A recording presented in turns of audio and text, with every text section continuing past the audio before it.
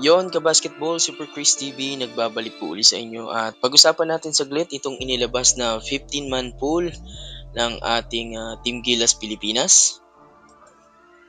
Ito at unahin natin itong si Ange Kwame na nagbabalik uli dito sa lineup ng ating Team Gilas Pilipinas. Medyo matagal-tagal na rin si Kwame simula nung last na naglaro siya dito sa ating Team Gilas. Natatandaan ko nung Tokyo OQT pa yun ng 2020. Nakalaban nila dyan yung Dominican Republic at yung host na Serbia dyan sa may Belgrade. At kinumpirma nga nitong SBP na sasama na sa practice itong si Ange Kwame dito sa Inspire Sports Academy bago nga yung game dyan sa New Zealand at sa Hong Kong.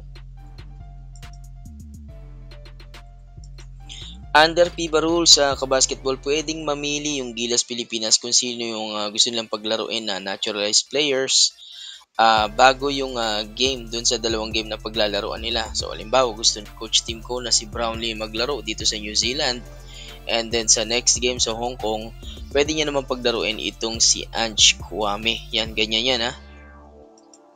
Kasi under FIBA allowed naman na mag-submit ng multiple naturalized player na listahan. Basta isa lang yung pwede maglaro sa kanila dyan, one at a time. Hindi po pwedeng sabay. Ang deadline niyan, yung mismong game. Doon ipapasa yung rosters at yung FIBA yung magpa-finalize niyan. Sa ngayon, merong active 12 players itong ating Team Gilas Pilipinas. Nandyan si Brownlee, si Fajardo, si Newsam, si Thompson, si Kai Soto, si Malonzo, si Jay Perez, Optana, Dwight Ramos, si Kiambao, si AJ Edu at itong si Carl Tamayo. So, mangyayari dyan itong si Japet Aguilar at itong si Mason Amos. Sila yung magsiserve as a reserve player. Kasi mamimili pa dyan kung sinong maglalaro sa dalawa. So, merong option itong si Japet Aguilar na kunin yung spot dito sa Gilas Pilipinas. Pero kung magpaparaya itong si Japet, papasok sa roster itong si Mason Amos. Si Jamie Malonzo, sinama lang yan sa rosters pero hindi yan maglalaro dahil meron siyang injury. Sinabi niya ni Coach Tim Cone na kung makakapaglaro man si Jamie Malonzo, kailangan niya munang maglaro sa Barangay Ginebra sa PBA bago sa Team Gilas. Ayan, maliwanag yan ka-basketball ha. Isa pang good news ka-basketball, according po dito sa spin.ph, kumpirmado po maglalaro itong si Kai Soto na napabalitang nagkaroon lang ng minor sprain injury. Pero salamat naman at okay na si Kai at handa na siyang mag-practice sa Gilas.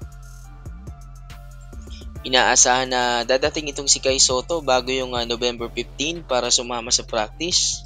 And finally, magre-reunite sila dyan itong si AJ Edu na matagal niya ng teammate sa FIBA dyan po sa Gilas. Si Carl Tamayo, nakasama rin nila yan dyan sa Gilas Youth, itong si AJ Edu at itong si Kai Soto. Well, para sa akin maganda na rin yung decision nitong si Coach Tim Cone na siyempre, pagpahingayin itong si Justin Brownlee dahil sobrang pagod dito dahil naglaro pa to ng PBA Finals. So, umaabot sa punto na nagka-cramps nga siya kasi halos 40 minutes to naglalaro sa game. At least versus Hong Kong, siguro pwede munang mag-rest itong si JB at ito namang si Ange Kwame yung pwedeng gamitin ni Coach Tim Cone as backup naturalized player.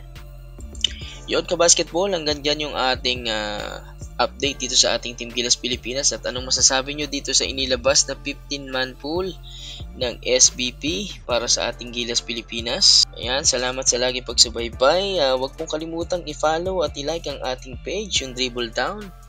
Nasa description po yung link para po kayo makapag-follow. Salamat mga ka-basketball. This is Super Chris TV.